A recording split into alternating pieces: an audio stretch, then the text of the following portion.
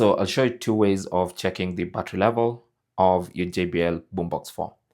Now, one way is to press any button, whether it's volume up or volume down or the play pause button, and you will see a graphical representation of the battery level.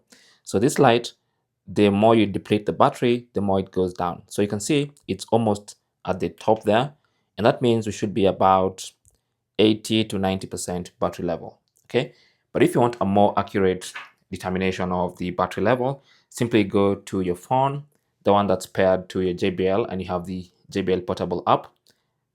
Open up the app, and on the homepage of the app, you will see the battery level. Okay, I was a bit off.